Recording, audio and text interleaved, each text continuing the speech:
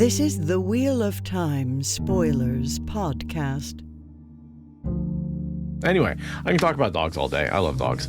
But let's talk about something else that I can talk about all day, which is Wheel of Time. Truly, we can talk about it all day. All day, every day. Today, we get to wipe out Natram's Barrow. Yeah, today we're doing Natram's Barrow. Mm-hmm. That's today. Part 1. It's a lot.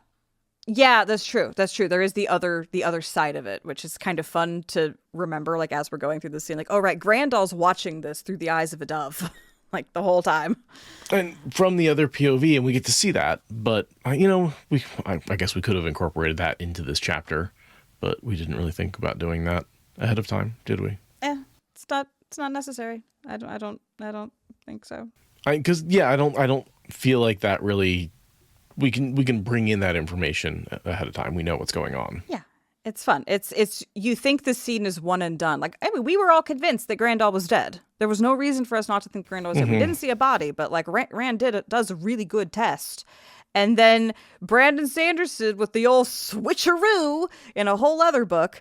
So no, I didn't think we needed to blend those chapters together, but it is definitely worth remembering. Grandal's watching all of this go down. Right, because that's not till the next book, Towers of Midnight, in the prologue, right, that we get this other POV.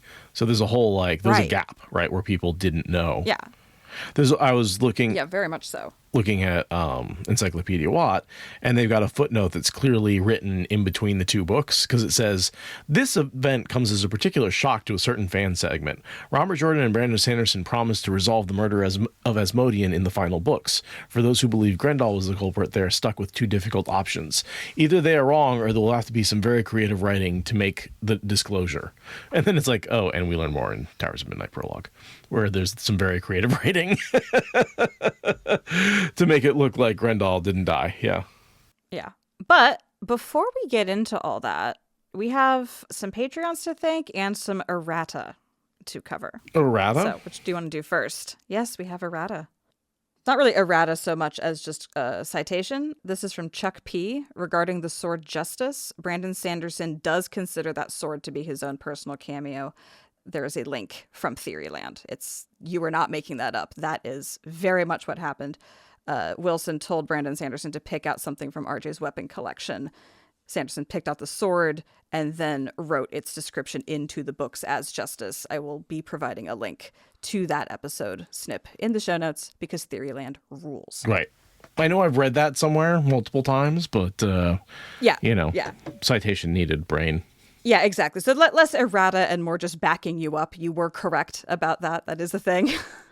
The other thing also about Justice, this is from Anava, is that Justice is the sword Rand gives to Tam for the last battle. Tam takes Justice. He does not take Justice into the cave of the Shale Ghoul, the boar, all that.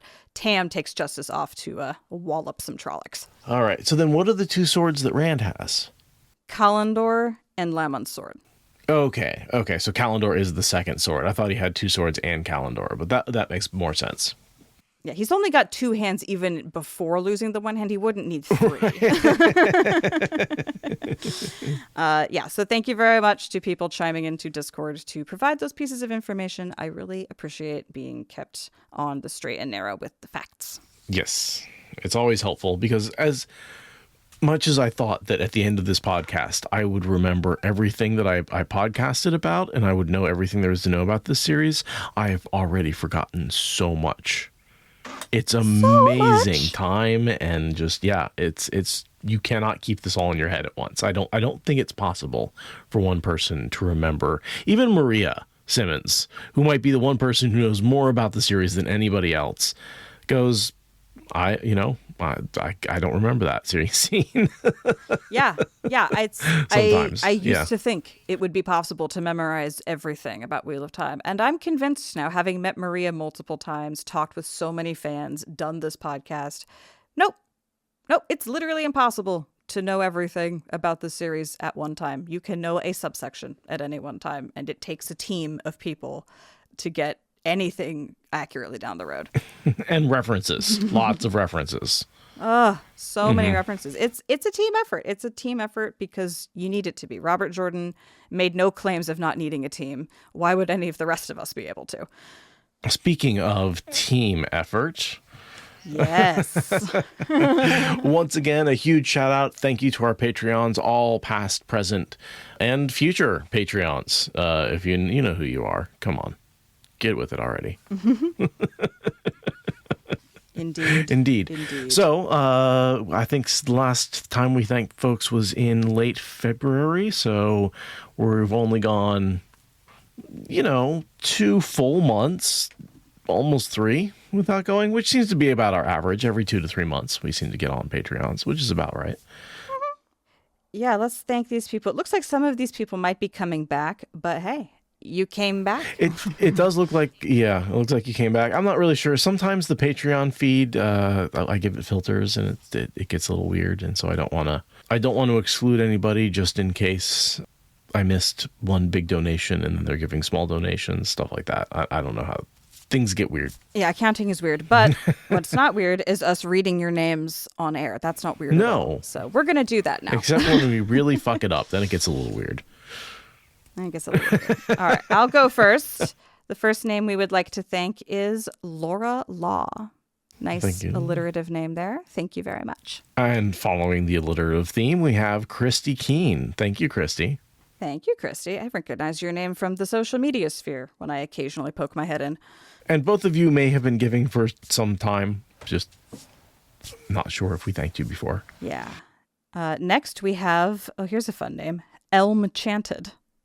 Instead of enchanted, elm chanted, like elm tree. Yeah, it's a good druid name. Yeah. That's an excellent name. So thank you very much, Elm Chanted, for having a cool name and for being a Patreon. Mm-hmm. And then we've got some reverse alliteration here with Patrick Wallbank. How's that? Because they both end with K. Oh, because they both end in K. Nice. That's funny. You're stretching a little bit, but I like it. I'm stretching hard. Well, thank you very much, Patrick Wallbank. You got to loosen those muscles up before the actual episode, right? This is true. That's what 20 minutes of bullshitting has gotten us to. Is that why we're starting an hour late? Maybe. But thank you very much to all the Patreons. We really, really appreciate you. It really is a vote of confidence as well as covering the overhead and the labor cost of making this. Thank you so much. All right. With that, I think we are ready to get into the bale firing of Natrin's Barrow. And exactly what is a bale scream? Because, man, this doesn't feel like the same thing that the Perrin and Fael felt. But so similar. And also, what does dead forever mean if not dead forever? Oh, my God. Okay, that's where I think Brandon got it fucking wrong. Yeah, so we've got a bit to get into. Or we can headcanon the characters are wrong about the facts. Either way, we are now going to start Chapter 37, A Force of Light, and our symbol is the dragon. Min sat quietly, watching Rand dress. His motions were tense and careful, like the steps of a performer walking the high rope at a menagerie. He did up the left cuff on his crisp white shirt with slow, deliberate fingers. The right cuff was already done up. His servants saw to that. It was approaching evening outside. Not quite dark yet, though the shutters were closed in preparation. Rand reached for a gold and black coat, sliding on one sleeve, then the other. Then did the buttons one after another. He had no trouble with these. He was growing practiced at working with only one hand. Button after button. First, second, third, fourth. Min felt like screaming. Yeah. There we go. There's a lot of pent-up anxiety in her this entire chapter, honestly. She kind of feels like she's on the verge of screaming the whole chapter. Or in her POV the whole chapter. She's just tense. Well, and this is sort of the bruises still haven't healed on her neck from the strangling. She sees herself as the weak point. She thought she was going to be this final defense of Rand. I'm going to be the one who protects him when everything else fails. I'll whip out my knives and do the thing. And instead, I was his weakness. And meanwhile, he's just giving her the cold shoulder because he thinks she hates him now, right? And so the two of them are doing a classic Watt, no communication, relationship where neither one of them talks about how they're actually feeling. They just make assumptions and act on those assumptions, which is how, rumors fade to myth. So, this is, it's bad. And that's also part of the reason why she's retreating to just reading in the corner all the time and making some people think that she's a sexy lamp, is because that's all she feels safe doing anymore, is just studying as hard as she can and not getting in the way. No, and they're getting each other through the water bond, the feelings, but they get the feelings right, but they're misinterpreting the reasons for them, right? Right. Just like Perrin and his smelling of emotions. He's not smelling the context and the thoughts. He's just smelling the emotion. Mm-hmm. Worst empath ever. Yeah. And also, Rand is already shoving down all his frustration with the Shan Shan. And Min is here in this conversation being like, you want to talk about it? He's like, no, emotions are pointless. I just have to deal with the fact that everything's ruined and terrible. And it's like, dude, eat a Snickers. You're so not yourself when you're hangry. You're so not yourself after killing a bunch of women. Jesus. I mean, he literally says frustration is pointless, anger is pointless. Neither emotion will change the facts. And the fact is, I have no more time to waste on the Shan Shan. He's attempting to move on so fast. He's trying to move on from hurting Min. Her bruises haven't healed. He's already trying to move on from the Shan Shan failure. That's they've barely packed up their pavilion at this point, and he's already trying to act like it doesn't matter. It's just, it's a lot.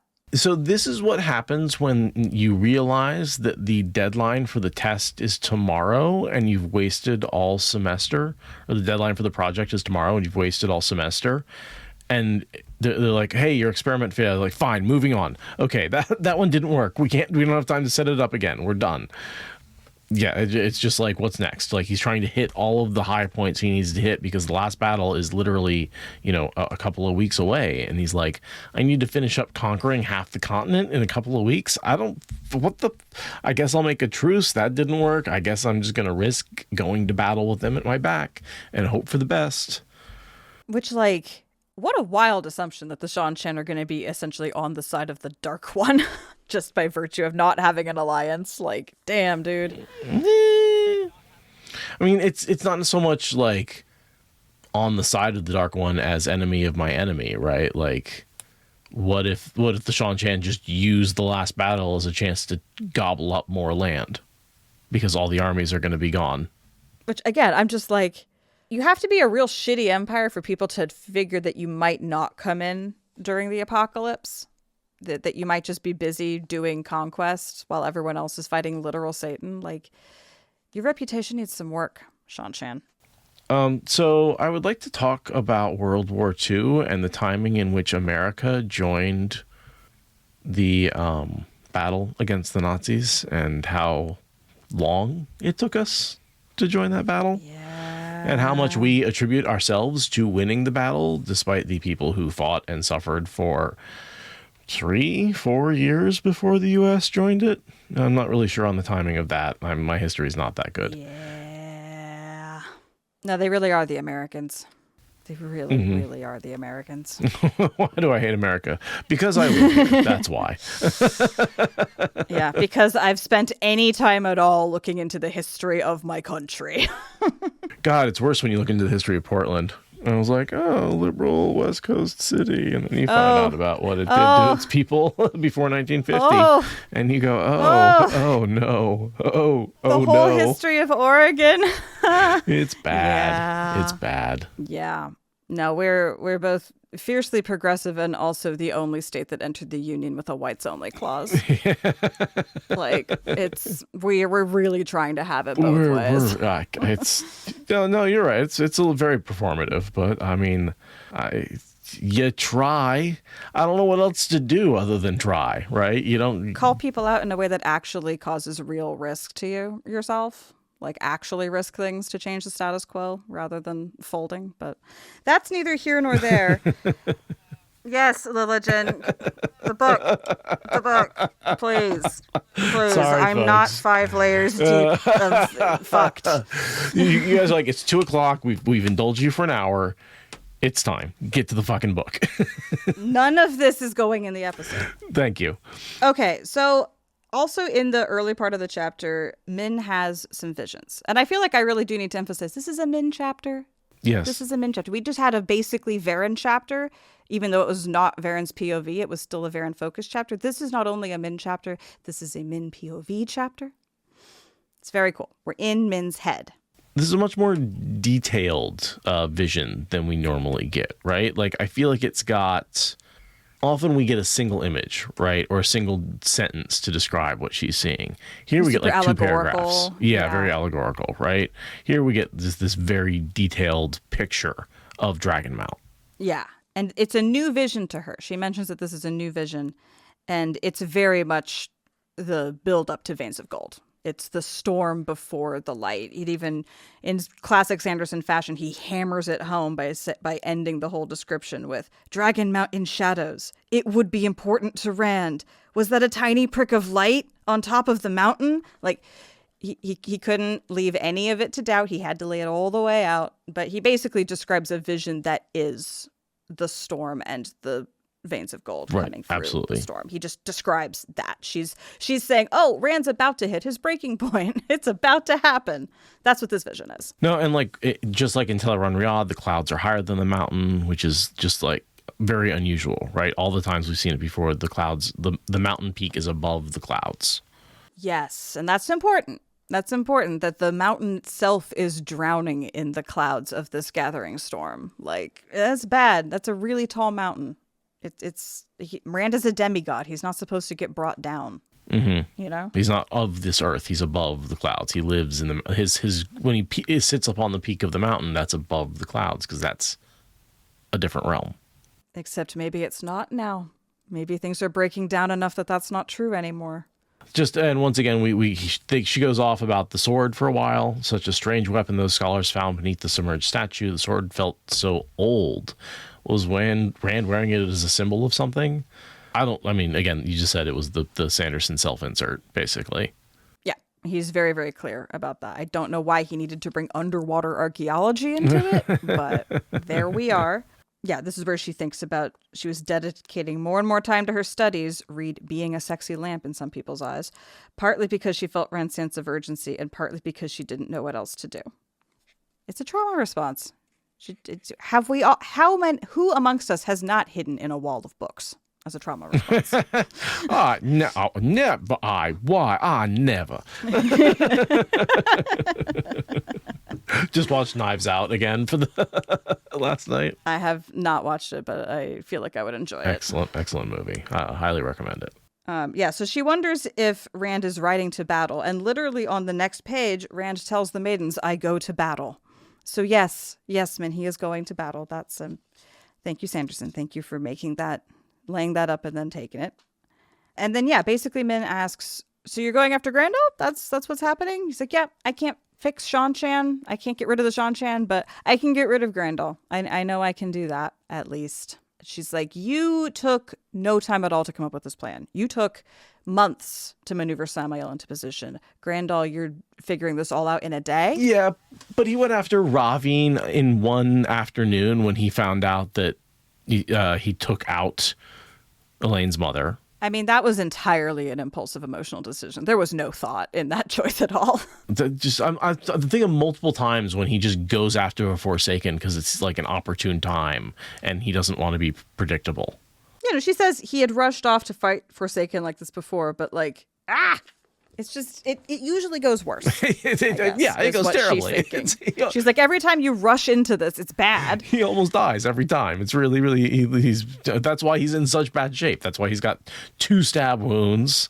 That's why he's got, remember how he rushed off to go like deal with the rebels, and that's why he got stabbed because Fane was hiding among them. Mm-hmm. Mm-hmm. Let the maidens do their thing. Well, he does this time. He does tell the maidens, "I'm going to battle. Bring, the size of the team I need is 20, but nonetheless, But it's also like, he's not really going to battle. He's more going to fucking like shell an opponent. He's gonna like nuke an opponent's position. I mean, yeah, he is going to battle. He's going to do a sniping mission.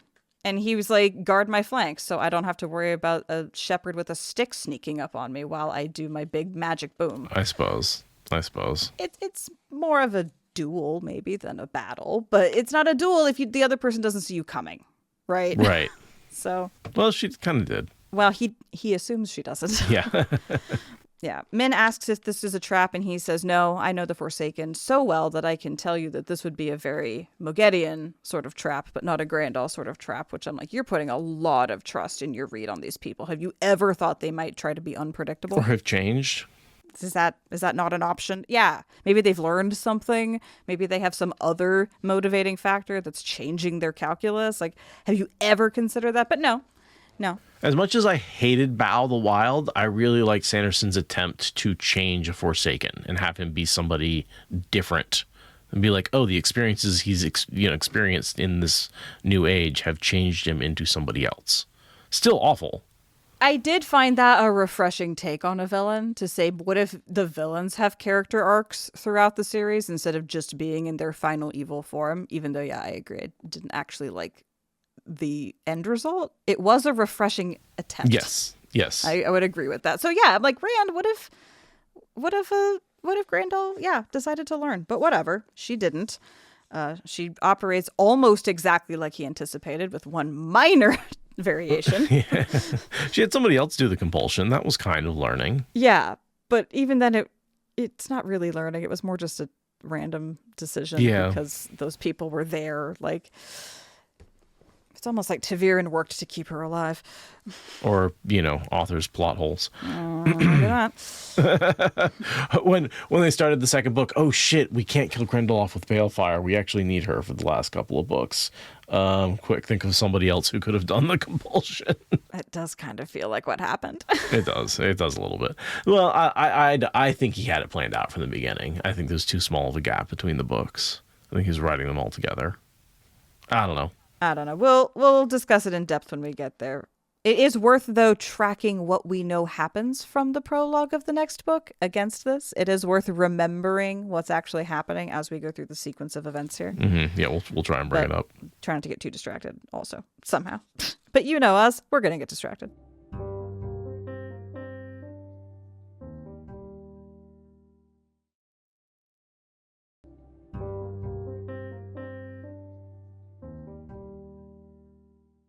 Min asks to come along, and Rand provides no resistance to it at all, which she finds surprising. Yeah, because usually he's like, I have to protect you. Yeah, she kept expecting that, but he's transitioned into that space of like, I don't care about anything. So if you die, you die.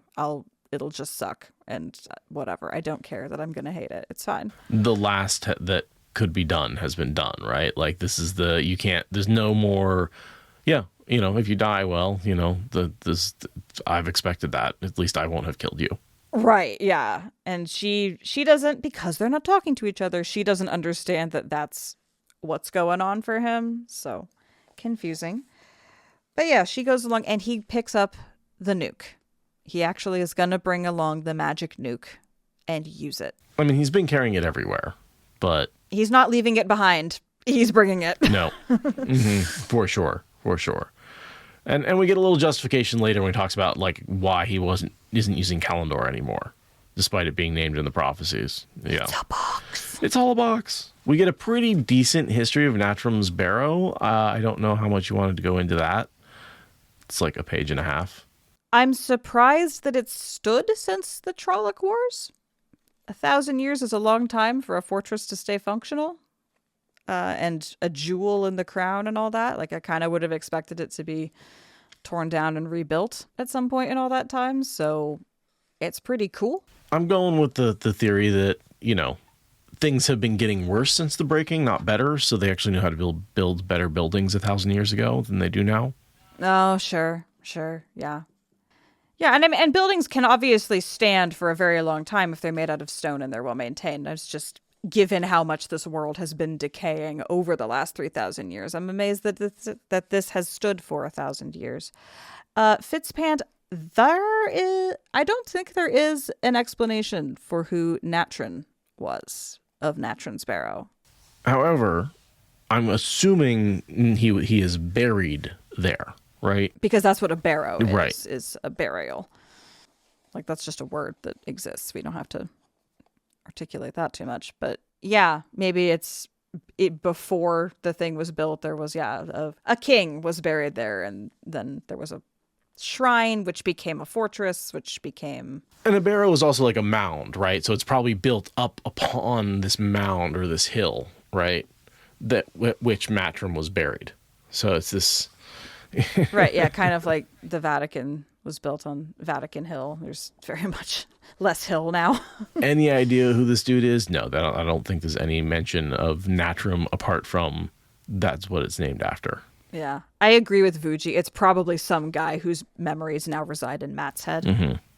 Also because Natrin and Matrim, very similar sounding words. So plenty of room for fun headcanon to bridge that gap there. Well, then in an earlier life, he fought and was buried there in some grand battle. Yeah, gonna assume that. Some pre-Arthur Hawkwing great general kind of guy.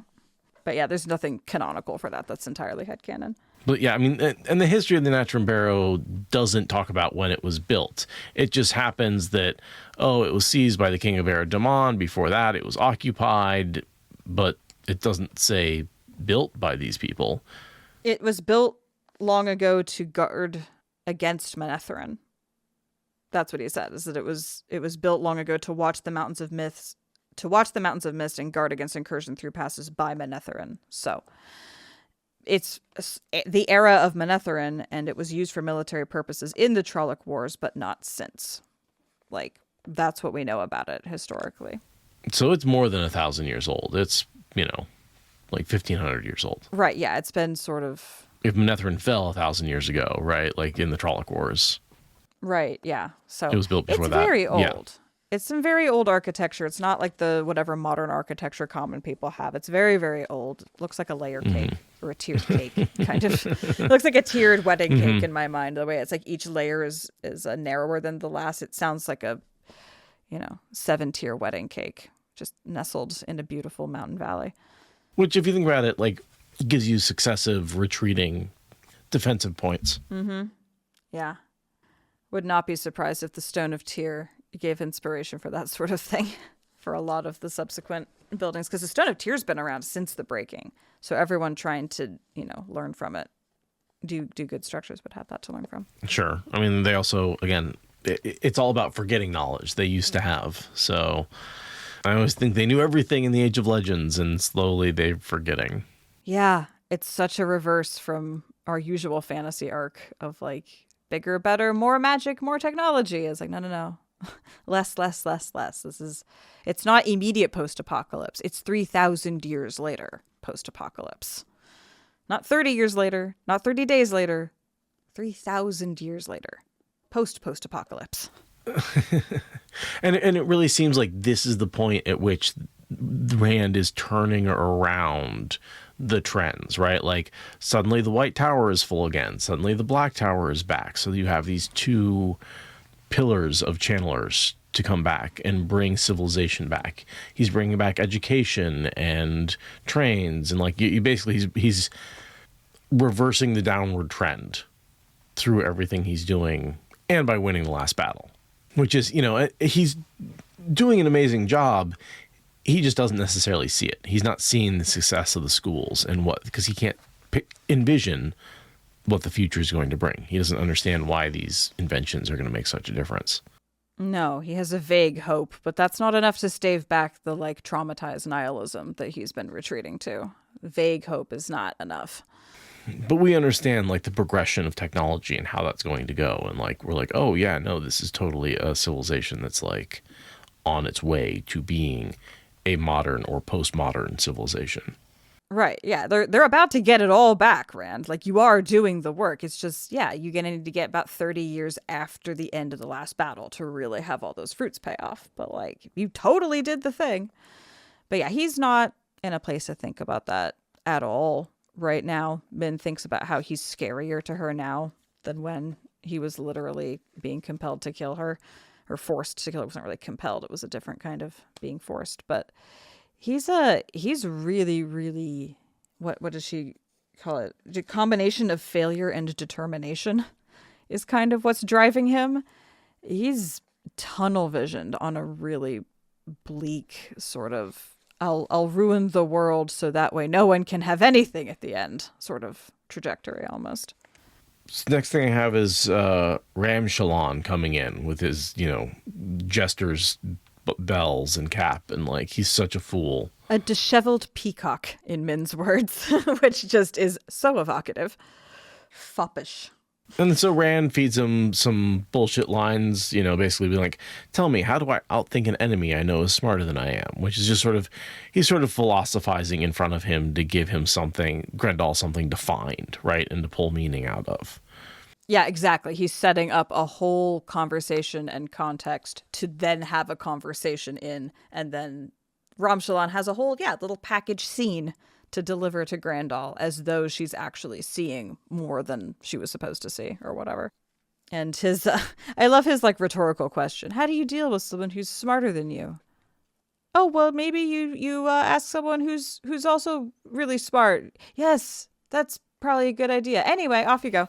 Just on the one hand, he's amusing. On the other hand, he is speed running the dialogue to get this guy out the door as fast as possible.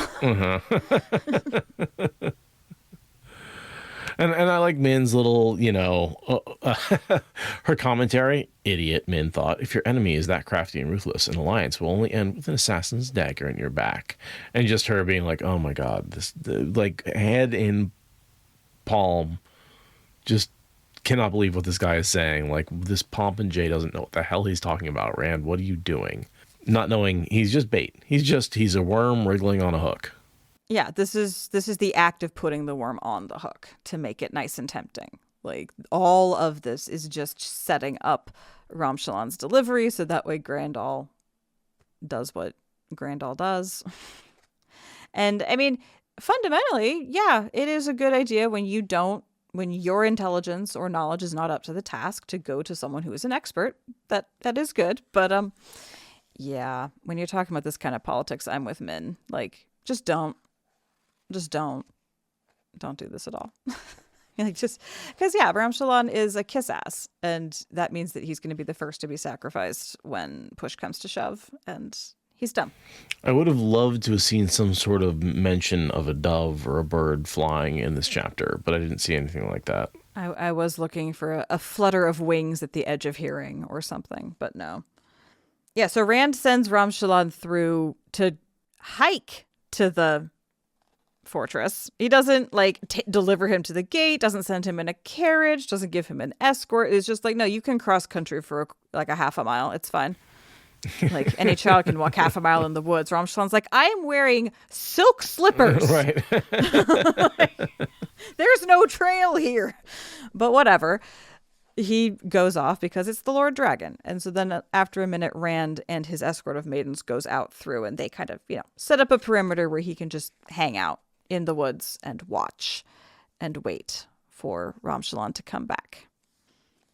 And in the meantime, Nynaeve berates him and he talks to her, and it's very upsetting. Ram Shalon really sort of pissed Rand off, right? I forget. He conspired with the other lords and was I can manipulate Rand and we can take all the power for ourselves and whatever. Yeah, Rand says, I'm going to forgive you being an asshole by letting you live because you did this service for me today. This is compensation for the brain damage you risked. Yeah. It's kind of crazy that he kind of gets off scot-free with the balefire. The only way to be healed from compulsion and not get lobotomized is by balefire. By not having been compelled at all in the first place. Yeah. So yeah, Nynaeve tries to challenge Rand on this. And Rand goes all Luz Theron on it. Drops a name that nobody recognizes. Yeah, Tor's Magan. Also known as Tor's the Broken, which I'm I got nothing. Yeah, and he's you know about that, right? Right?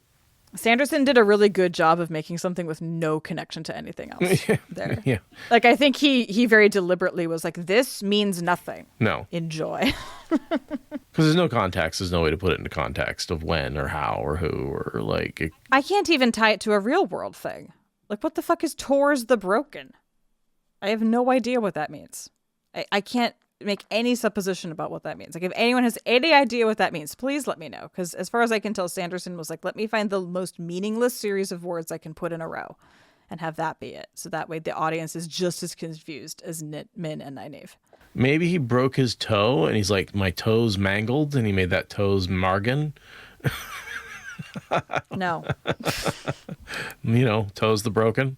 No. His toe's broken. I get out. So Nynaeve says, fine, if you're not going to answer any of my questions, then why did you ask me here at all? And Rand says, what I'm about to do should frighten me, and it doesn't.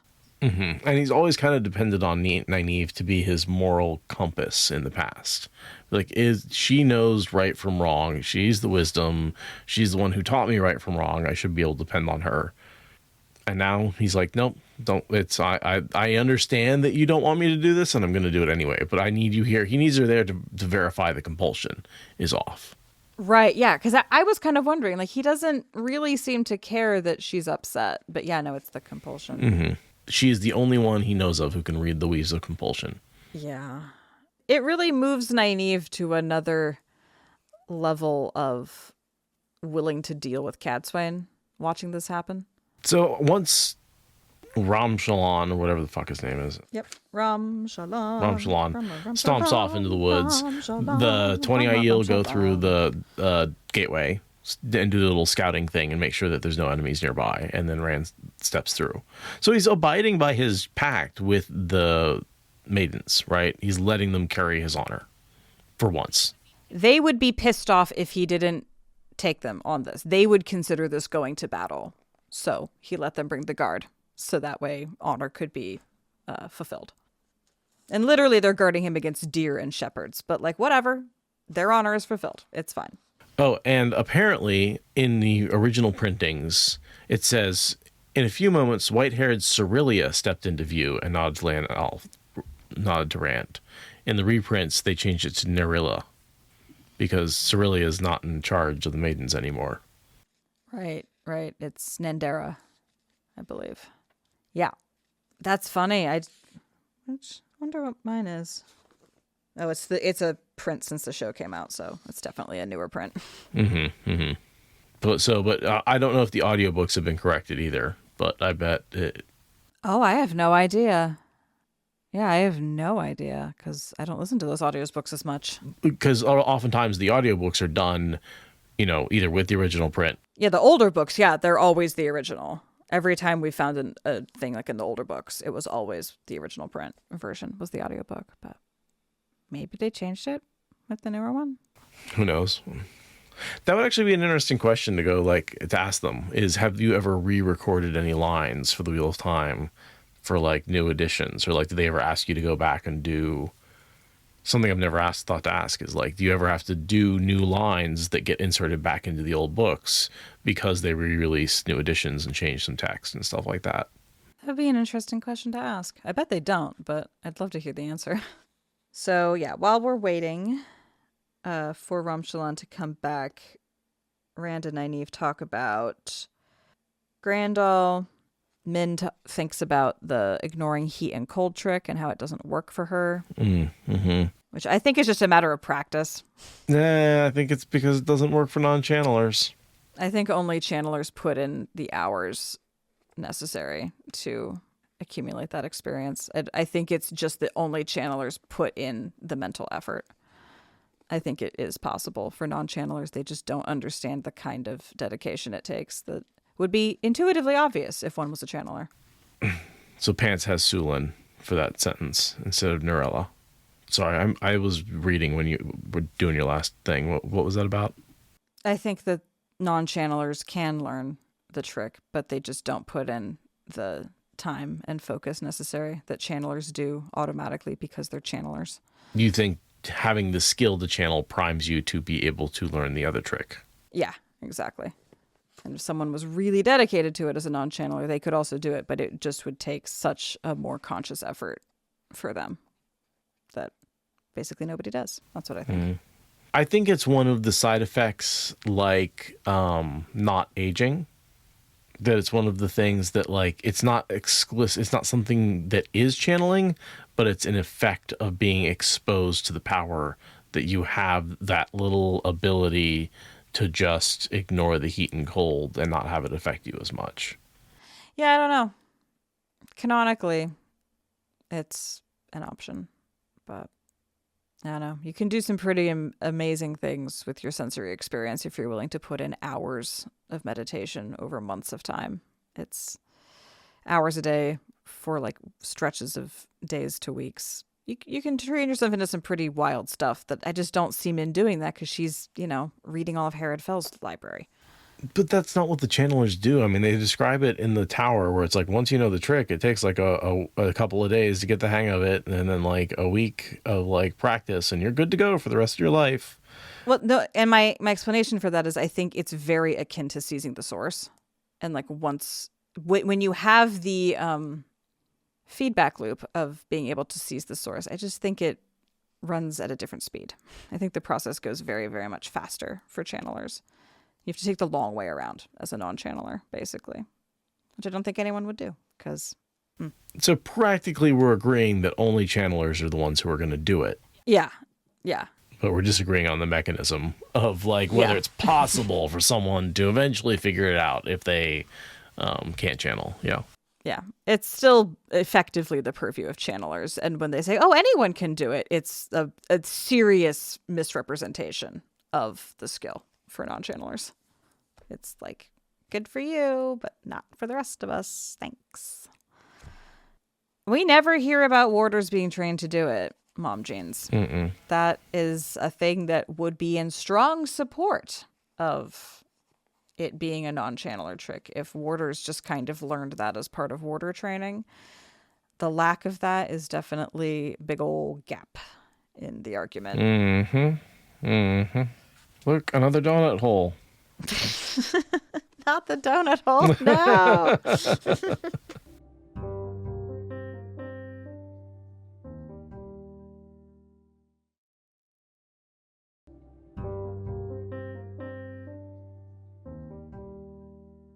We get some talk about how the building is a complete working estate with hundreds of people in it, which is a pretty cool concept. Like a completely self-contained, again, much like the Stone of Tyr, an entirely self-contained estate. The whole thing is probably built with some kind of superstructure. Pretty neat. Still on a much smaller scale than the Stone of Tyr. I mean, Stone of Tyr is gigantic, yeah. Oh, yeah. This was built by regular people, not by magic, right? This is not the Stone of Tyr, but it's a cool thing to be like, no, they've got their own stables and foundries and wells, and like, it's not just a house. It's everything. And it has, hundreds of people, presumably all of whom are compelled by Grandal. Do you think she had to do every one of them individually, or could she cast like a mass net over lots of them at once? I mean, I think she's been collecting them for a while, and it only takes her like a few minutes to create these weaves. It's not like a big deal to her. I think she just does everybody who comes into her presence. I don't think she trusts anybody else to do it, and I don't think she needs to bother with a mass one. Because again, these are her prizes, right? These are all important, pretty people. Every single person on her staff is an important, pretty person. Well, that's kind of my question. I kind of assumed that there was just like an operational staff at the building before she got there, and that she like took the whole building complete with its staff, and that like not all of the stable boys and kitchen maids are prized possessions. No, that's why she compels the pretty important people to be stable boys. Okay, so you're saying she found hundreds of them in just a few months, and yes, all the support staff that were running the place before all died? Yeah. Yeah. That's exactly what I'm saying. I guess the Trollocs did have to eat. Yeah. But she wouldn't have shown up. Well, I guess she would have shown up with her own support staff already in tow, probably. She wouldn't have been starting from scratch when she first showed up. So. And she's got gateways, so she's just making gateways and going out and like seeking out powerful people and snagging them. And like remember when like the two of them get cut in half, and she's like, oh, they took a bunch of effort to get. Jeez. Yeah, but those were like her personal attendants, not like the hunters coming back with a deer at the end of the night. I don't know. I just assumed that there was an operational staff that she acquired just like because they're just part of the building, basically. Like Downton Abbey style. But I don't know. Maybe. I Yeah, don't we know. really don't know. But I either way, she didn't let them. There's no way she let any information out. So they're compelled to think something totally different is going on inside the estate than what they're actually exposed to. Right? They're brain fried. Right. Yeah. But yeah, I'm wondering if she like showed up and like gathered like everyone in the kitchen together and then was just like, you are all compelled like in one mass thing. Now go back to doing whatever it is you do in kitchens, you know? Like, I don't know if she like handpicked every single cook and like individually compelled them, or if she just was like, there is a staff here. Great. We don't really see, like we don't really see how Ravine integrates himself into the staff. Does he just sort of walk into the audience chamber and compel everybody as he walks in, or did he like instigate himself a couple of people at a time and get a bunch of introductions and slowly compel people one at a time, worm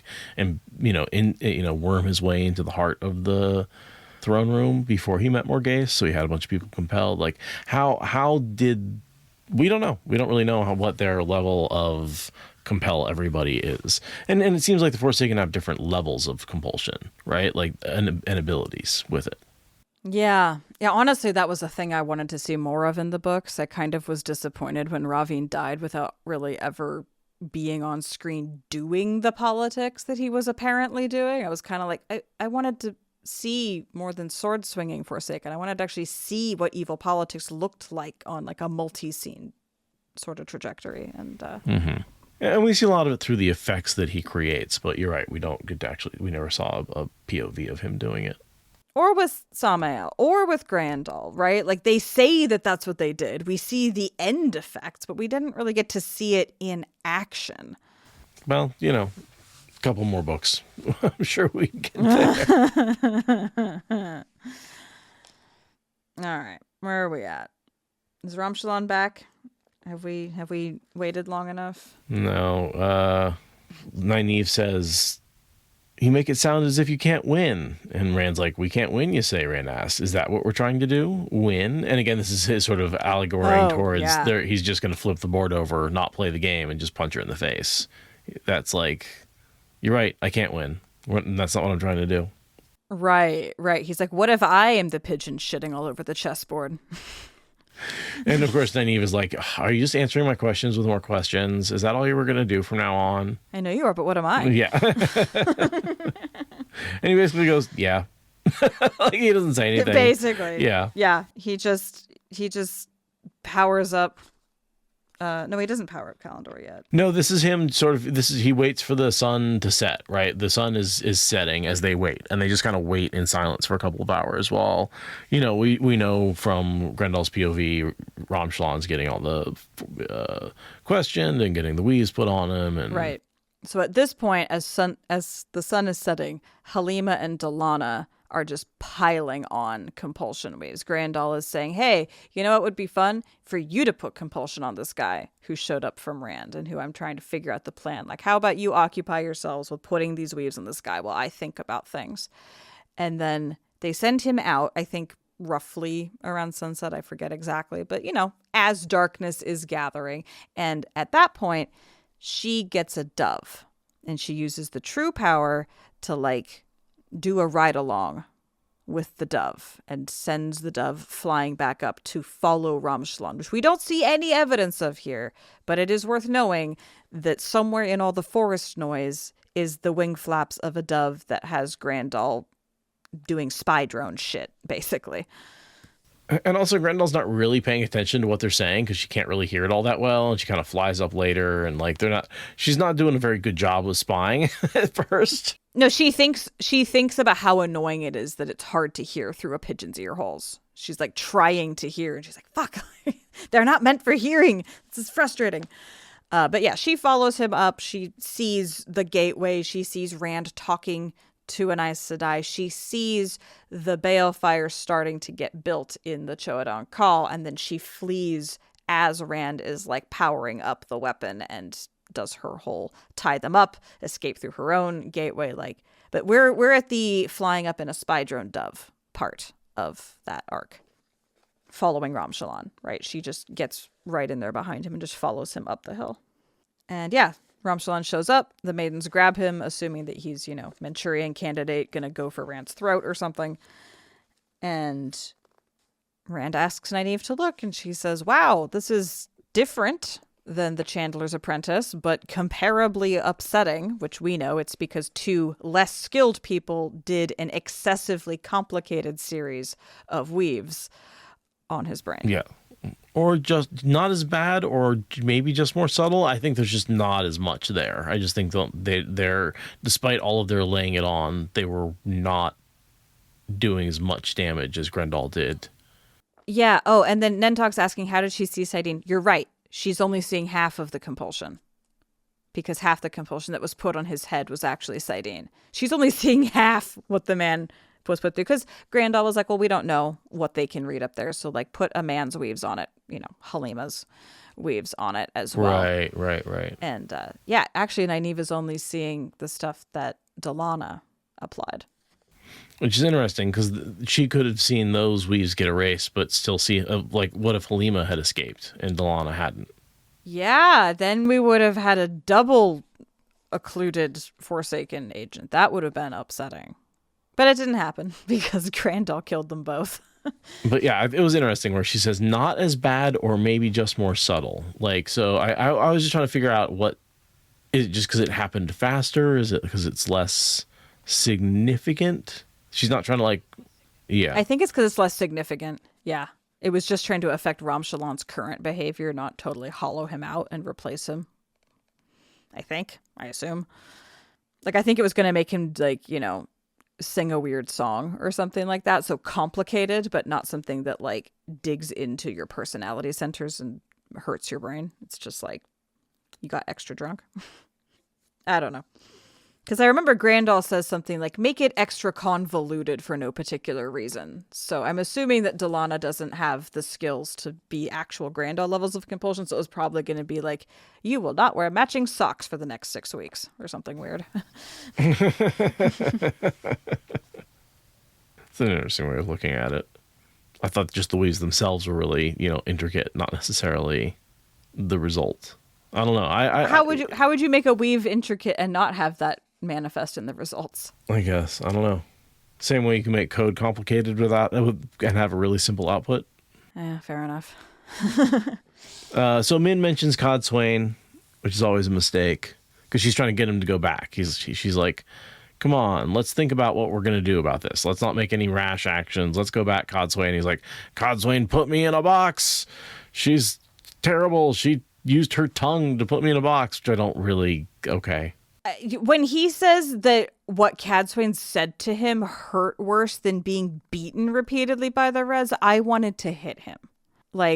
He's been hit enough. No one needs to be hitting Rand. But what the fuck are you talking about?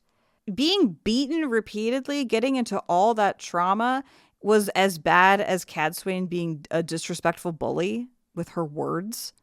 Come the fuck on, my dude. He's emotionally damaged, right? Yeah, so emotionally damaged that he thinks that being yelled at is as bad as being physically assaulted, even though he got assaulted. Oh, it's like he's abused and can't take the... Yeah, the dissociation here is pretty intense. If he's because honestly, yes, Codswain is an asshole, a abusive bully, emotionally manipulative, all that stuff, but she was not nearly as abusive as the Reds, just wailing on him multiple times a day, cramping him in a box, not letting him drink water.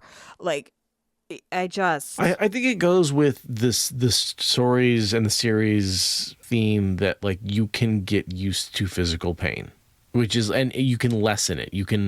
Physical pain, you can minimize it to the point where physical pain doesn't really matter to you anymore. And so then the emotional pain that he's feeling from Codswain, which is really, she's just prodding his own bruised ego, bruised personality that can't deal with the fact that he can't save everybody, Yeah.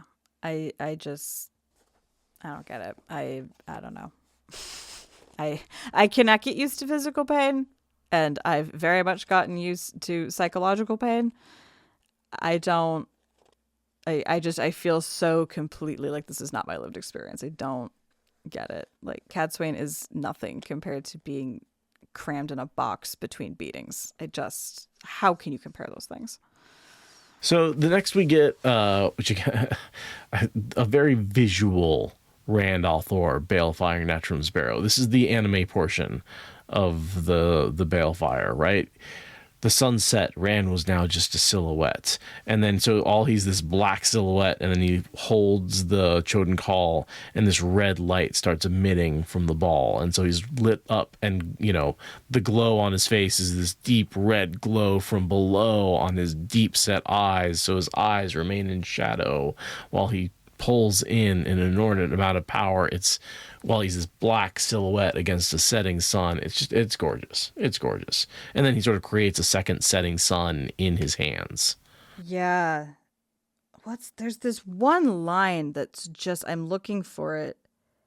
Yeah. The light hurled shadows away from his figure as if he was the point of a silent explosion. Just hurled shadows away from his figure. It's so visceral. There is so much motion, because I can see it. It's one of those lights that's just so stupid bright that the shadow is just so intensely dark. It's like stadium lights, right? Like he's like a stadium light, but you're standing right next to it. And it's not a steady light. It's kind of a pulsing light. So it feels like the shadows are encroaching and then getting thrown away again, right? Is it pulsing? Well, no, that's sort of how I think about it. It doesn't say pulsing, but... Oh, okay. It's intense. There's this red in it, but it's also like just bright as hell. It's super white. It's a lot. He's going off about how much Kalendor sucks. Yeah, he's like, Kalendor sucks, and every death that I do, I can't do it in anger. I can't do it with emotion. Every death has to be deliberate. I'm just like, I get it, but like, ooh.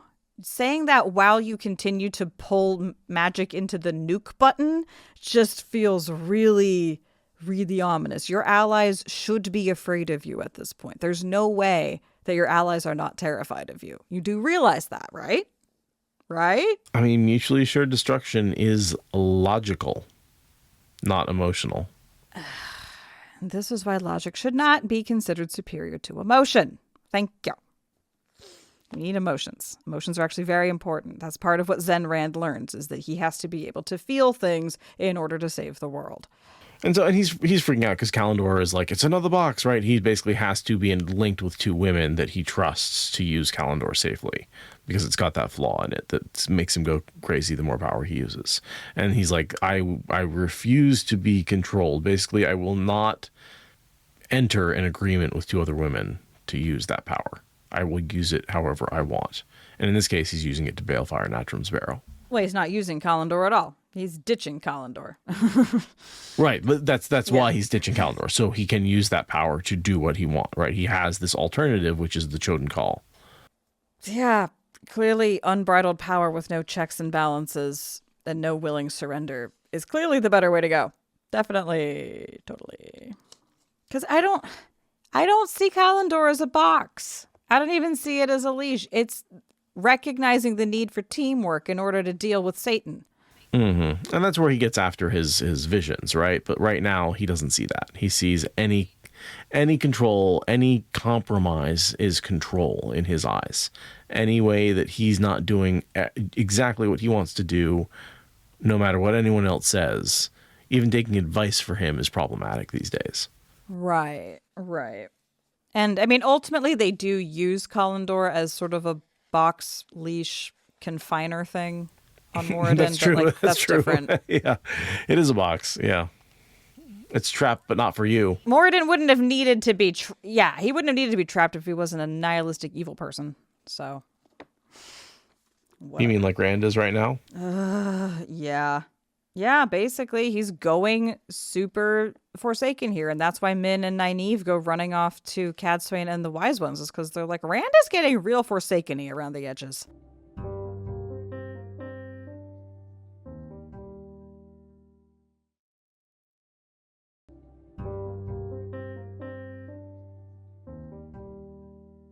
So yeah, this is really cool. Do you want to I kind of want to read the description of him balefiring Natrum Sparrow because it's really cool. Oh, yeah.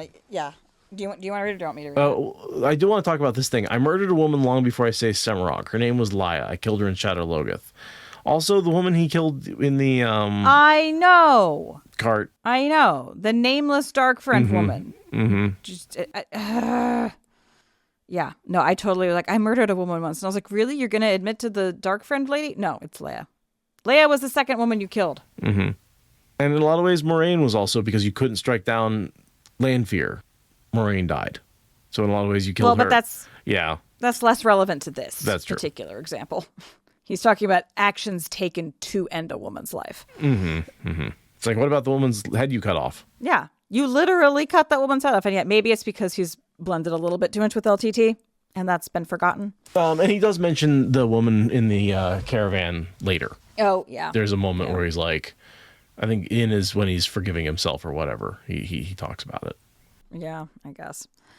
And in many ways, this is comparable to Leah because he did not kill that nameless dark friend as a mercy killing. He killed her in an act of self-defense. When he killed Leah, it was because he thought it was better. And he's using that same justification to have all of the collateral damage of everyone else in Natron Sparrow, in addition to his target. He literally annihilates an entire city block with a complete working estate to get one target, and he justifies it by comparing it to saving Leah from Mashadar. And he misses. Unlike with Leah, he did actually kill Leah. That did happen. Yeah, yes. But he missed Samael in the process. Mashadar picked that one up for him. I got a spare. I guess that counts. Mashadar corrupted him enough he couldn't be brought back because his soul was corrupted by Mashadar. And that's what the Dark One needs to grab, is the soul. That's why they're diametrically opposed, right? That's why Shadow Logoth is sort of like, and Fane and the Dark One, they're like matter and antimatter. They don't do well together. Yeah. So yeah, I feel like I should read a couple paragraphs of this because he's good. Yeah, go for it. Something impossibly bright formed in the air before him, and Min cried out, backing away. The air itself seemed to warp, as if pulling away from Rand in fear. Dust blew from the ground in a circle around him, and the trees groaned, lit by the brilliant white light, the pine needles rattling like 100,000 insects scrambling over one another. Min could no longer make out Rand, only a blazing, brilliant force of light. Pure power, gathered, making the hairs on her arms rise with the force of its nebulous energy. In that moment, she felt as if she could understand what the one power was. It was there, before her, made incarnate in the man Randall Thor. And then, with a sound like a sigh, he released it. A column of pure whiteness exploded from him and burned across the silent night sky, illuminating the trees below it in a wave. It moved as quick as a snap of the fingers, striking the wall of the distant fortress.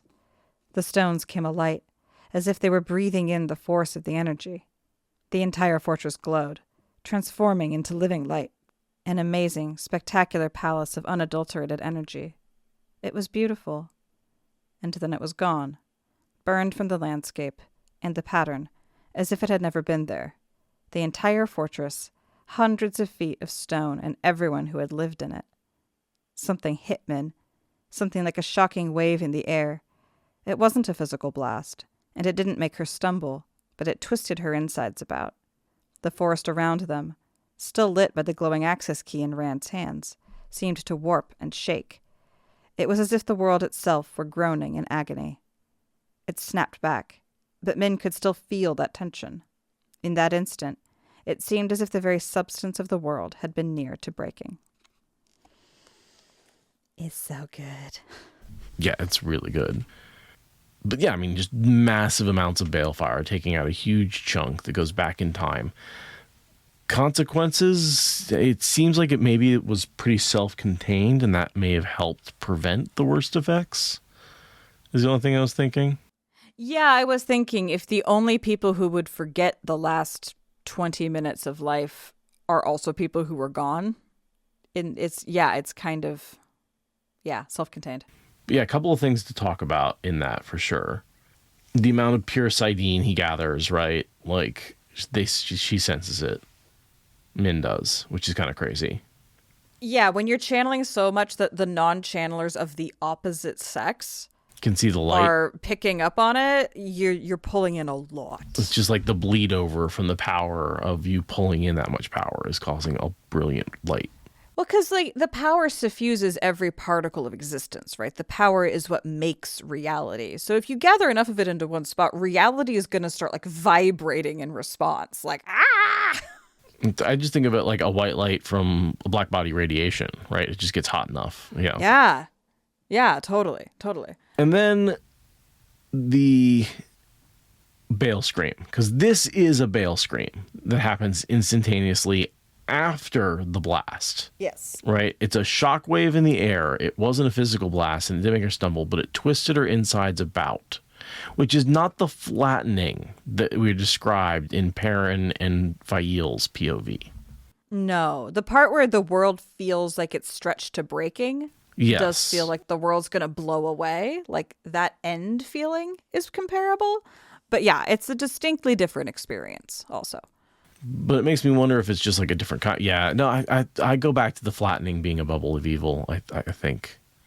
I go back and forth on that.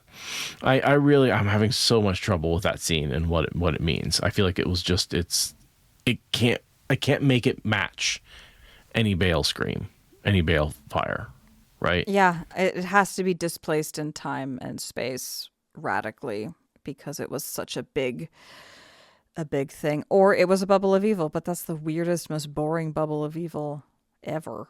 So yeah, I liked it better when I thought it was a Bale scream, even if it didn't quite fit, and I would still rather find headcanon to make it fit a Bale scream that feels more satisfying, even if I can't find good canonical support for that.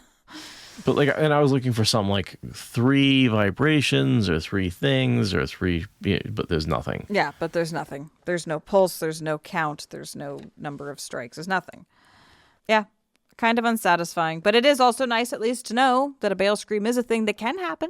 And then we get what I think is just one of the dumbest parts of this chapter, which is when everyone goes, oh, they were gone, burned from the pattern, killed, dead forever. Dead forever. It's in black and white on the page. Which just, it makes me think Min has to be mistaken about how Balefire works, right? We just have this different canonical understanding of people that they will be reborn eventually, even if they're Balefired out. Just not as the person they are. They'll just be reborn through the normal way people are reborn. Your thread, just because your thread is burned back a little bit, doesn't mean that the thread doesn't exist anymore, as opposed to being cut. So is Min wrong, or did Sanderson get it wrong? Did Sanderson mess up here? I think Sanderson messed up here, and speaking through Min's voice. And I disagree with Robert Jordan's clarification on this point. I understand that Robert Jordan said, no, you're not dead forever. I kind of would rather that Sanderson was right here. Mm-hmm. And that is what it is. And that it just... I would rather that this is correct, even though I understand it is canonically incorrect. But yeah, I agree. It's less Min's fault and more Sanderson's fault. Agreed. Balefire burned someone out of the pattern completely, making it so their most recent actions never occurred. But yeah, that burning out of the pattern completely is not how I understood Balefire to work. And I think Sanderson got it wrong in these books. Yeah, no, because Jordan clarified very specifically that like people do come back after being Balefired, and that just really pulls down the horror a lot. So I would prefer to memory hold that clarification from the Word of God. That Balefire is really just dangerous because you can disrupt the pattern. It's not dangerous because you're actually like wiping these people out from ever coming back. So Nynaeve, of course, turns on and is like, what the fuck was that? Right? Like, basically. Nynaeve's like, you just did a war crime in front of me. I am your literal almost mother. Like, you can't do war crimes in front of me. And Rand's like, well, you know what? Before you condemn me, let's test Ramshalon and see if the compulsion's still there. Right. He's like, I know that you're going to go take me to the International Criminal Court, but first, did I get the target? Which is like cold. And of course, we talked about Grendel essentially got lucky that the other two Forsaken were the ones who were casting the compulsion. One Forsaken, one regular Dark Friend. That's right. That's right. Gotcha. That's right. But yeah, no, as that paragraph or set of paragraphs I was reading happened, Grandal was realizing what was happening, fleeing the dove, going back into her own body, tying up the other two and slamming them with shields and hurling them into a room behind a closed door and making her own gateway and jumping out with the wash of energy kind of passing right behind her feet, like Indiana Jones grabbing his hat at the last minute levels of timing. Which I still think should have wiped out the gateway instantly rather than coming through any energy coming through it. I'm pretty sure that she doesn't, like, she closes the gateway after feeling like a push of air. Agreed. And so all of that is happening. So as Rand and Nynaeve and Min are processing the aftermath, Grandal is not that far away. I think she had to just make a gateway to like outside the estate. She's like a mile away. Yeah, because she like didn't really think of any place. Yeah, in the dirt, just like, oh my God, that just happened. That just happened. Outside the range of balefire. Right, exactly. And then she hops off to her hidden island that like no one can get to except through traveling or whatever. Like she dashes off. Also, is Nynaeve wearing her paralysis net? Because like if she is, don't you think like some of her Terror and Grial would have triggered when Grendel was making those gateways? They're probably all a little bit zapped out from the massive wave of balefire that was just in their immediate presence. I bet all the sensors are trying to recover from the glare. I mean, but it depends on how far away her gateway is. I think it is just to like a mile outside the city, so it should have been. But yeah, what is the range on Nynaeve's stuff? It might have been just out of range. But yeah, so it's worth keeping in mind that Grandal is currently in the act of shitting her pants as all of this conversation is happening. Can I tell you the other thing I really don't like about this? Balefire's effects are not supposed to be predictable. It is chaos. Sometimes it wipes out memories, but it's not supposed to be that consistent. Really? I feel like early descriptions of Balefire are kind of like unweaving a weave, right? Is if you stop doing that, you might get a little explosion, you might get a big one. And Balefire, I feel like it's the essence of chaos, and by wiping someone out of existence, it might save your life, but it might not. I feel like when Moraine is describing it, like specifically to Matt after he gets like bitten by the dark hounds, there's a lot more chaos of like, yes, you Balefire those dark hounds, and this time that saved Matt's life, but it wouldn't always have. Oh yeah, she did say that, didn't she? I always thought that was just a matter of timing. That like you were lucky that the amount of time and the strength of the balefire worked out. But yeah, no, that does open the door to a lot more ambiguity than we end up getting. Right. Right. And he relies on it like it's a very sort of reliable result. Like, oh, you wipe out this person, everything they do is wiped back a certain amount of time. And that's just how that works. Like, that really does seem to be a change in the way a Balefire works from the beginning of the series to now. Either that or Moraine just didn't understand what she was talking about because she hadn't seen Balefire before.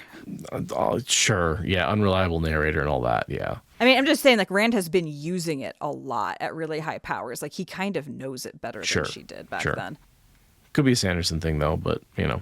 Or it could just be that, like, all those nuances matter below a threshold, and Rand has never done Balefire below that threshold once in his life. Yeah, that's a state change for sure.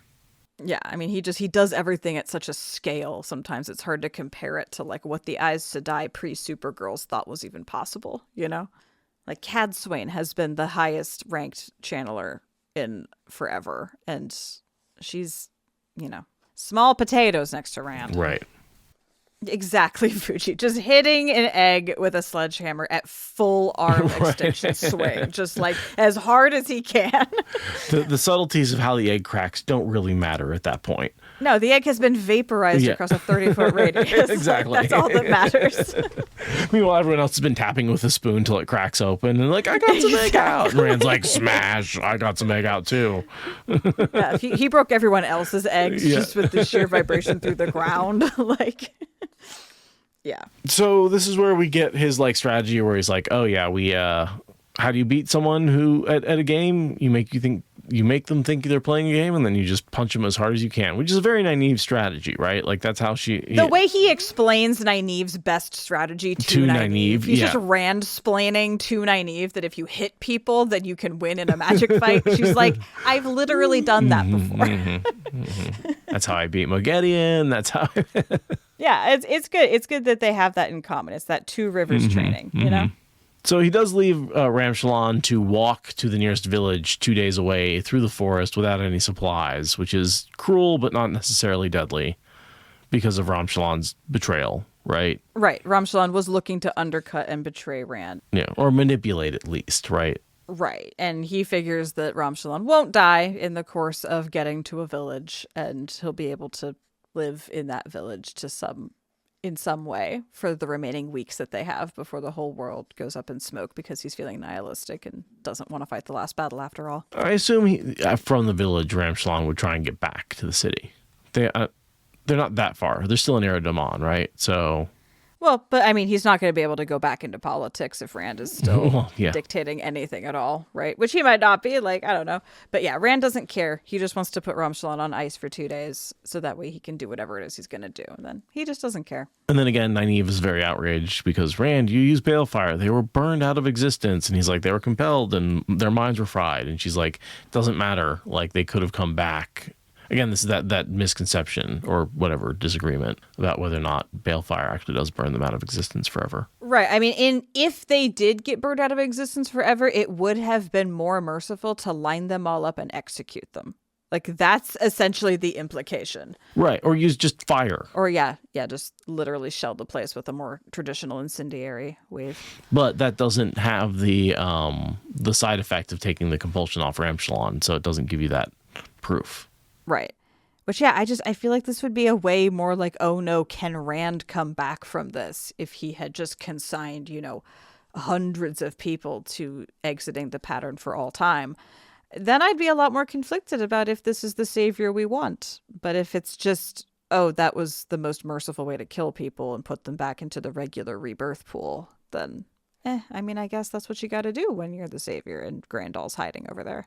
It's more icky if everyone truly died, I mean, frankly, if it doesn't hurt my chances of being reborn, balefire is a great way to go. You're dead before you even know you're dead, right? Exactly. Significantly better than firebombing or earthquake swallowing the palace into a pit or whatever. It's a very merciful way to go. But if it means you never get reborn, now it's complicated, right? But Jordan didn't want it complicated for some reason.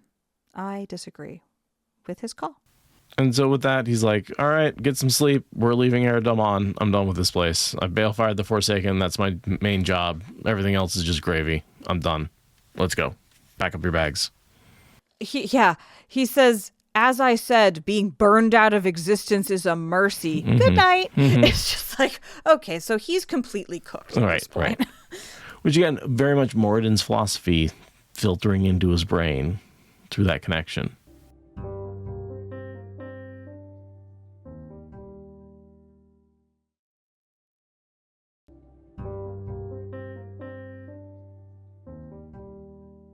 Rand thinks that's the end of it. Nynaeve and Min disagree. They go off to find some women who still have some backbone left, and they try to figure it out. Well, there is a moment where Nynaeve is kind of defending him, right? She's like, how many people would be alive now if he'd been this ruthless from the start? There is that. Yeah, I wanted to talk about this. She's convinced quickly she's wrong, but what do we think about her initial pitch here? That what if he has to be this? Does he have to be this? Was this ruthlessness necessary? I think he can be something in between, which is effective without necessarily ruthlessness. Yeah, it does. You want that. Mm-hmm. And I think that's the balance he tries to strike later after Veins of Gold, right? This idea that he can come through. And partially he can do that because once he hits Veins of Gold, everything works out in his favor because it's Viren and he's fighting the Dark One, right? And he can be the opposite of the Dark One, which is a place where everything gets better. But that's not what he is now. He's Forsaken Rand now, yeah. Yeah, because clearly what he's doing now is bad and evil and terrible. Are there ways that he could have done these actions without being this person. And that's where she makes his point. Winning won't be winning at all if Rand becomes something as bad as Forsaken. And he basically already is, for all intents and purposes. Right. That's kind of, I think, the sticking point as they talk through this and they realize the difference between Rand now and Rand as a Forsaken is basically none.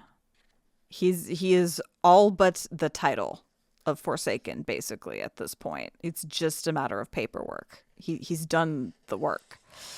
The means justify the ends, right? Like, I need to have power, and I will do whatever it takes to have power, even if that means firing a whole palace full of people, hundreds of people. Right. Because that person will not make the right choice when the Dark One offers oblivion, as opposed to some version of the future. That person is going to pick oblivion. At best. Or would have maybe picked one of those options where there was nothing bad, right? Because he didn't want to be hurt ever again. Right. Where no one gets any free will or agency ever again. Yeah. Right. If he had taken out Grandal. I don't know. I'm not even sure it was worth it then. The Forsaken ended up just not being the threat at the last battle. I mean, they were a threat and people needed to take them down, but it wasn't Rand's job. Grandal took down Ruark. You take that back. That was a sacrifice that he needed to make for Avienda to come into her own. Avienda's poor feet. Daddy had to die so she could grow up. That's how that works. I do wonder, though, if it is almost merciful to be taking out Grandal's minions along the way. Because, like, just the sheer ridiculousness of what she does to people. Right. And who knows what sort of self-sacrifice they would have done if she'd actually died. Right, exactly. Like, how many people do get left in the world sort of loose and hanging, like mentally damaged for the rest of their lives because, you know, Grandal's out of the picture, but they were compelled and they didn't die in all the conflicts. Like, it's going to be a lot of people potentially just, like, not able to be present for the rest of their living existence. Yeah, hopefully they have some kind of dead man switch that makes them take themselves out once she's out of the picture, if that's all that's left for them. But I don't know. Is it a war crime when there's magic involved? I think that's what this comes down to. Yes it is. Yeah. Nynaeve sort of thinks about, I'm going to go off with Codswain and figure out how to handle Rand. And Min's like, I'm going to figure out how to help him, even though I know that's what Nynaeve means. Yeah. Min goes along entirely to be the moral compass of the people that are trying to help Rand, but don't understand what helping Rand really means in terms of what Rand needs. They just think that they know what Rand needs, but they don't actually bother asking him. Min at least asks and gets rebuffed because Rand won't communicate, but she at least asks. And this is in the wake also of Nynaeve being like, I wish Moraine was here. I'm realizing Cadsuane is right. Like, this is really Nynaeve realizing that not every Aes Sedai has been completely barking up the wrong tree the entire time and wanting to lean more into that and get the acceptance of the wise ones and Cadsuane so that she can be part of the lineage of Aes Sedai who are trying to help Rand. She's very motivated to get more into her Aes Sedai-ness as this goes on because she misses Moraine. I think that really helps her want to, like, participate in the Aes Sedai's way of doing things. But I agree with Min too that, like, all of them are trying to handle him in a way that is clearly not working, and they need to be trying to help him. Like, just support the Dragon Reborn. Why is that so much to ask? I never understood that. Because he's insane, and he needs, well, he does need something. He needs his dad, but that's a whole other discussion. As they pass Olivia, I couldn't find anything significant to that. I think it's just there to illustrate that the wise ones in Cadsuane aren't letting just any powerful channeler who has a strong interest in Rand's fate into their conference. That was all I saw. Okay. Just what it says on the page. Like, oh yeah, so people are being rebuffed from the door, so this is going to be a hard ability check to pass. Got it. Kind of like seeing Alviarin kicked out of, like, the Amerlin's Hall or going to Sylviana's, right, for punishment. Exactly. So Nynaeve worms her way in by saying Rand al'Thor just burned an entire palace full of people from existence with balefire, and Codswain's like, all right, come on in. You know, we felt the world warping from here, but we did not know what had caused it. We figured it was a bubble of evil because that would make sense. Which is exactly what we figured about the frickin' parent. Yeah, okay. Yeah. Yep. Everyone's confused. Nobody's right. Including us. Yeah. So yeah, Cadsuane basically says, you know what? Yes, Nynaeve walking in here is a tool I can use. I'm going to speak up for her to Sorelia when Sorelia tries to kick her out. And then looks at Nynaeve and says, are you going to make me regret that? And Nynaeve goes, no, Cadsuane Sedai. I'm going to be a very obedient little gopher and do whatever you need me to do with a minimum of complaining. Because they're scared. Meanwhile, Min just gets to ride along and not have to answer to anyone or do anything. Min just gets to be there because she's Min. Well, she's not an entity to a lot of people, right? And also the wise ones have a lot of respect for her and don't see her more as a wise one and don't feel the need to browbeat her the way they do some of the Aes Sedai. Cadsuane thinks that Min is a sexy lamp. Yeah, yes. Well, actually, less Cadsuane and more every other Aes Sedai. Cadsuane and Nynaeve are fine. But as a rule, yeah, the channelers do treat Min like a sexy lamp. So Cadsuane, makes Nynaeve eat a little crow and then says, all right, go ahead and sit down. Let me tell you what I need you to do. And she's very circumspect about it, right? Because she's really looking for Tam al'Thor, but she knows Tam al'Thor is with Perrin Aybara. And she knows that Rand seems to have some idea of where Perrin is because of the visions, right? He has some magical way of knowing he's okay because of the things that have been reported to her. So she essentially is tells Nynaeve, you need to find Perrin. What she's not saying is so that we can find Tam al'Thor. And she knows that Tam is with Perrin just because of he has a Two Rivers army with him and... Oh gosh, I do not know why she knows that. I think it was reported, I want to say someone came from the army and reported that Tam was with Perrin. That seems reasonable, yeah. Or maybe it's just a good guess. But she seems very assured of that. And but it makes sense because Tam... was in the Companions 20 years ago. He's a known entity to other people. So if he's near the head of Perrin's army and there's any news about them going around, then it's a reasonable leap. Cadsuane travels to the Two Rivers to find Tam al'Thor, only to learn he is now with Perrin. Oh. Let's see. That's from the Gathering Storm chapter. So we find out about that in chapter 47, which is where Rand confronts him. Okay. She was looking for Tam and was told, he's with Perrin. You can't get him here. You have to find Perrin. And then that was a challenge that she ended up setting Nynaeve to. Okay. That makes sense. That's a pretty definitive chain of custody. The people at the Two Rivers were like, he's not here. Yeah. And she knows how to travel. So she just traveled to the Two Rivers to go get him. Right. Simple enough. Okay, cool. That makes sense. So, wait. Is she returning from some trip that she must have already gone on that trip? Yeah, she has to have already gone on that trip if she's asking for Nynaeve's help in finding Perrin. That means she knows already that Rand needs his dad and has been trying to find him. And yes, Light-Blinded Fool, I do also want to see a scene of Cadsuane doing a Moraine arriving in the Two Rivers, but now they're all savvy to Aes Sedai, and it's a completely different dynamic. Yes. I'm trying to figure out when she went and visited the Two Rivers, but before this... Before this and after Rand blowing up at her and her admitting that she failed, like after Rand's exile. It's in a pretty narrow window of time. Because it has to have happened by now. And it wouldn't have happened before the exile. So, but it would have only taken her an afternoon. Right. Yeah, there's really no way to narrow it down. I think she knows that Rand has the visions of the other two boys from Min. Because Min's let that slip, I think. I don't know how Cadsuane figured that out. It might have just been supposition. Maybe it was from talking to Min. I don't know. But yeah, she's pieced together enough that she's like, Nynaeve's clever. Nynaeve can figure this out for me. Mm-hmm. I think she may have even asked Rand, like, is so-and-so okay? And she's like, yes. And she's like, how do you know? He's like, I just do, Yeah, who did he have that conversation with? I think it was Nynaeve. But I don't think it was I don't think Nynaeve was the only person in the room. So the information could have easily gotten to Cadsuane through other Aes Sedai carefully passing stuff along. The last thing I have is Cadsuane is like, well, Nynaeve, you might be the only Aes Sedai of the current cohort that's worthwhile. And Sorelia says, Egwene's pretty cool too.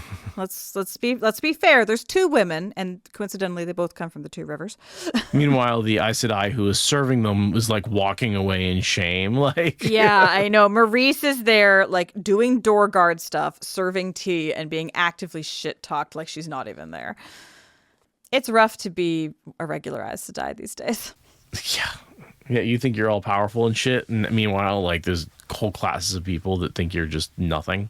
You think you're the shit, and they think you're shit. Right. You're looking up to them. You're aspiring to be like them. You have your favorite one that you're extra excited about. They're like, who are you? Just, they don't even care. It's terrible. Yeah. It's terrible. Yeah, you'll like to do rivers. Nynaeve, Egwene, Rand. That's 3 for 3. Yeah. And they like Perrin, too. They Right. able to travel with. Like, Perrin has a whole Aiel contingent. Yeah. So, and Matt doesn't get murdered by Aiel. So They think he that's kisses well, basically at they least. like him. Yeah, totally. So no, he does. Yeah, so they like the 2 rivers. They like everyone from the 2 rivers. And yeah, other than that, all I have is the readout. Go for it. Nynaeve nodded reluctantly, and the others turned to a discussion of how much strain from balefire the pattern could take before unraveling completely. Nynaeve listened in silence, obviously trying to glean more about Cadsuane's plans, though there didn't seem to be many clues. Min only half listened. Whatever the plan, someone would need to watch out for Rand. His deed this day would be destroying him inside, no matter what he proclaimed. There were plenty of others to worry about what he would do at the last battle. It was her job to get him to that last battle alive and sane, with his soul in one piece. Somehow. Honestly, I think she fails on all 3 things. I think everything that... I think about it. Like, he's not really alive at the end with the whole body swapping, one of them dying thing. Well, yeah. But he has the will to live, so he ends up in the body that does live. And then runs away from his wives. So even his will to live is not related to what Min does. He's clearly not sane, and a lot of his insanity is attributed to trauma that she helped create by being a liability. And his soul is empirically not in one piece. His soul is like echoing itself. It's blending with another person. Like there's half a soul and then 2 other half souls. So there's 1.5 souls, but from 3 different people. Like, I love Min. She's not a sexy lamp. She's doing her best. But unfortunately, I think she kind of fails in a lot of ways. And a lot of Rand's resolutions don't really seem to revolve around anything she did. His insights up on the mountain are all about Ilyena. It's all about we can live again. Like there's nothing that specifically references Min. Well, it is the love from her, and Veins of Gold is the love from Min. Like that's the whole point of the Min and Avienda and Elaine. But it is like the whole point is that he realizes he gets to love again by seeking out Ilyena, who's not even there. Like I don't know. I find Veins of Gold to be hollow in some ways. I love Min. I want her to feel integral to the winning at the end. But instead it's like, yeah, he's got 3 girlfriends. One of them likes books. She devotes her whole life to this, and she's just one of 3. That helps prove the point about a 4th. Well, for me, it's she figures out how to, you have to break the seals, and about Kalendor, how to trap Ishamael. Yeah. But none of that has to do with Rand's mental health. That's all technical magic stuff. I just assume she's being there as support. Yeah. Sometimes you can't fix your partner. You just have to be there to support them. I just wish that Rand thought about how valuable that was a little bit more explicitly. Yes, he could do that. But nobody's making good choices. Nobody's communicating. Min is not a sexy lamp, but she is definitely in her most sexy lamp appearing phase. And they're all young 20s. Some things. One does have to remember that even though we have aged past our young 20s, these people have not. All right.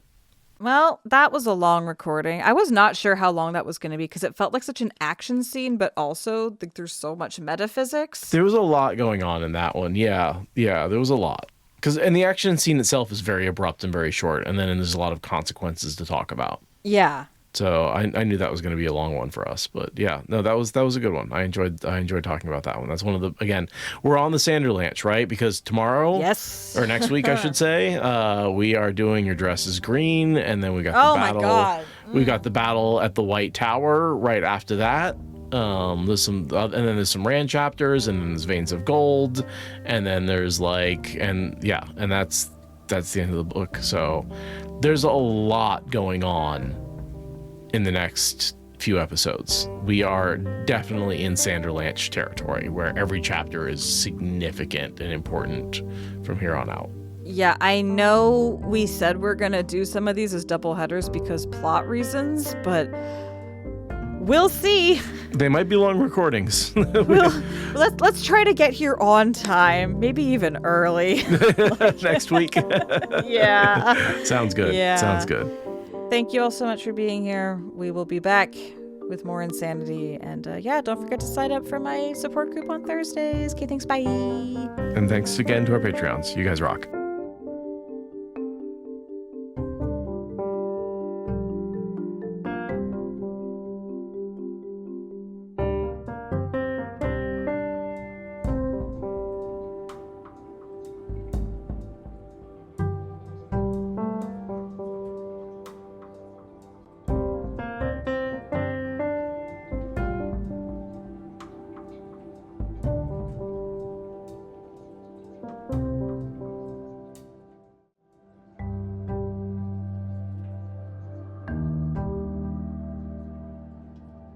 Yeah, no, it seems like the gut is ultimately coming in as the answer for, like, most things. And even if it's not directly involved, like, your overall health and mental state are so related to the gut that it's like, it can't not, you know. You really got to figure out what the hell's going on with your gut first for, like, literally everything.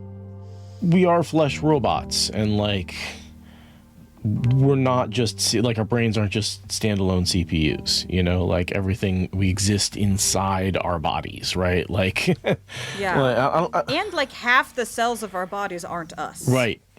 Like, we have so many other creatures that use us as an ecosystem, and we use them, and they are distinctly different animals, quite literally. And the gut is, where a lot of that's happening. Like, we have a community that we are engaged with. Well, because if you think about it, in a lot of ways, the gut is still outside of you, right? If we're donuts and our gut is our donut hole. Right, that's the surface that the outside world is contacting. Is in contact with, right? Like, it's our skin and our gut. And, like, we control what goes into our gut a little bit because we have two, you know, orifices. And those have, God, what's the word I'm looking for? Sphincters. We have sphincters at either end that we can control, right? So we can swallow food and control what stuff comes out of us. But, like, yeah, in a lot of ways, that's it's still kind of the outside world. Like, it's weird. Well, that's why it's like, if you get, like, an injury to the abdomen, you're so incredibly fucked. Right. Like, if you get stabbed in the gut, it's like, because now containment has been breached between your insides and that, like, outside tube that runs through your insides. And yeah, but you have there's a lot of stuff in your tube that should not be in the rest of your body cavity. I mean, hell, your stomach alone. Yeah. But, like, when you open up someone's body cavity, like, it's not like people aren't, like, full of liquid, right? Like, no. Anyway. Welcome to the conversation. We're counting the sphincters of the body. Oh, God. Oh, I love, and then there's the videos that are always fun are like, how many holes are in a person? And then you have to, okay, how do you define a hole, right? Does a straw have one hole, two holes, no holes? The straw just is a hole? Right. Hole? Is it a hole? Because we're basically a straw with a couple other holes stuck in it, right? Yeah, the whole concept of what your meat suit is versus your free will. Kind of fucked up. And yeah, then you end up doing topography and it's bad. It's turtles all the way down. Topography and nomenclature, two things I never want to do again, honestly. Right? Like, it just feels pointless. It's just like, okay, you're just defining things for the sake of defining them. I know it's not true, but, like, it just feels so arbitrary to me in a way that some other hard sciences don't. And yet every one of those hard sciences ends up bumping up against that stuff if you dig hard enough. It's like... Oh, yeah, no, absolutely. Topography and knots might be, like, fundamental to our universe, right? Like, it might be what everything is in some ways. But there's things I leave to smarter people, or people who are better at their field. I'm just going to trust that they've got that. Yeah, then hope that they make cool, relatable, easily consumed content on about it YouTube. that the algorithm Yay. can feed us. Yeah, that's also why I could not even get to my minor in math, because there was a point where I had to just stick with engineering because that anchored the math in something real to me. Yeah, Brandon got his master's in like a much more applied thing, but he, in hindsight, wishes he had been able to stay with pure math. He was having so much fun there and really, really enjoyed it. But, went with the what will get me a job path. So Brandon seems like the kind of smart who would enjoy pure abstract math. the more purely abstract, the happier he was. And he'd explain his homework to me, and I was just smiling nodding the whole way through. Like, I don't understand why you have so many pieces of paper with brackets and ones and zeros on them. But if it makes you happy, go off. Whereas for me, I love things like differential equations, because that really describes how every thing moves in the world, right? Everything influences each other, and how do you do that? Differential equations, right? Like, that's movement in our world. If linear equations are how things move by themselves, differential equations is how things move in relationship to each other. And then there's my grandfather, my other grandfather, who is deeply involved in isology, which is, what are measurements? How do we know that we measured something? Yeah, that's fun. Yeah. Oh, yeah. He is That's a mind deep, fuck. deep levels of isology, like out there arguing with people about what even is zero. And like, no one in my family except Brandon can even follow him when he talks about like the top level 10,000 foot view of what it is he does. He like goes around the world going to conferences, and like no one can understand the abstracts of what he is presenting except for Brandon. Brandon can follow it. It's really cool. Yay, dog picture. Pants. They're like, okay, enough math. Distracted with dogs. I have Harvey here at my feet. He is being extremely sweet. We have now crossed the 3-month threshold with him, and he is only a little demon these days. He's now a very sweet dog. A couple of bad behaviors are still left, but for the most part, he is no longer acting like a crazy crackhead that we brought into our house, and more like a good dog. And he's learns tricks at a very high rate, and he's a very sweet dog right now. So, yeah, I'm very happy with Harvey. It's nice to have a good boy. Oh, and another dog in chat. Yes, that's a mop. That's a well-behaved mop right there. Muppet. Yeah, that's true. I've seen moppier dogs. Really a moppet, if you would. I'm still dogless. That's my update. That's not okay. Get around to... Brandon is dog sitting today. I could be with my dog-in-law, but I had multiple meetings today, and I was like, I don't want to go. I want to stay home instead of dog sitting. But I could be with a dog. I could be showing pictures of a dog right now, but I'm not. You're not. Because I am selfish, and I stayed home where my recording studio is. That's a nice bridge. I mean, good dog also, but that's a nice bridge. Yeah, it's a little trellis over a train track by the dog park. Yeah, it totally looks like a train trellis. That's what looked familiar to me about it. And then that's him with a just crazy big stick that he picked up and carried and picked up and whipped me with it really hard, because he picked up one end of it, and just, how if he picks up one end, the other end moves a lot, and just, smacked me in the leg. I was like, that's a good dog. Yeah, it's a big stick, and he's a strong dog. One of my friends, older man, last year found a little feral scrap of a dog and recently made a post through his business page being like, yeah, this is the business dog, Scrappy. he's mine now. It's a handful of a dog, but I guess, found wandering on a rural road, and you have to take him in, and then pretty soon the dog hasn't left, and he's a tiny little handful of a dog with a little jacket on, like just so tiny. Like Harvey could crush him without noticing.